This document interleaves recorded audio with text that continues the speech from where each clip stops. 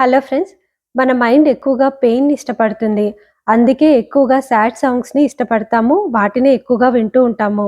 లైఫ్‌లో కూడా అవసరం లేకున్నా కొన్ని పెయిన్‌ఫుల్ డెసిషన్స్ తీసుకుంటూ ఉంటాము. ఎగ్జాంపుల్‌కి కొంతమంది మంత్స్, ఇయర్స్‌గా రిలేషన్‌లో ఉండి మనం లైఫ్‌లో ఇంకా ముందుకు వెళ్ళలేమని విడిపోతూ ఉంటారు. మీరొకరితో మాట్లాడడం స్టార్ట్ చేసిన ఫస్ట్ డే నుండి ఒక విషయాన్ని గుర్తుపెట్టుకోవాలి.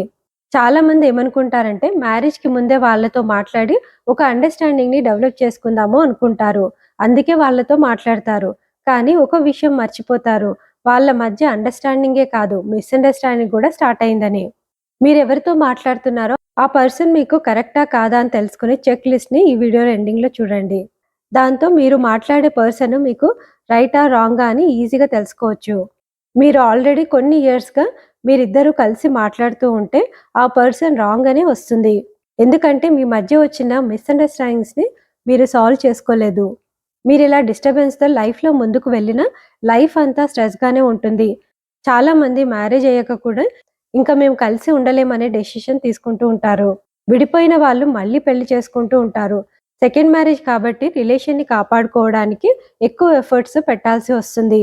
ఎక్కువ కేరింగ్‌గా, ఎక్కువ రెస్పాన్సిబిలిటీతో, ఎక్కువ ఎమోషనల్‌గా అవైలబుల్‌గా ఉండాల్సి వస్తుంది. అలా ఉండకపోతే ఆ రిలేషన్ కూడా బ్రేక్ అవుతుంది. ఇదంతా అవ్వకుండా ఉండాలంటే స్క్రీన్ పైన కనిపిస్తున్న చెక్ లిస్ట్‌ని స్క్రీన్‌షాట్ తీసుకొని చెక్ చేసుకోండి. మీరెవరితో అయితే మాట్లాడుతున్నారో ఆ పర్సన్ రాంగ్ అనొస్తే విడిపోవాల్సిన అవసరం లేదు.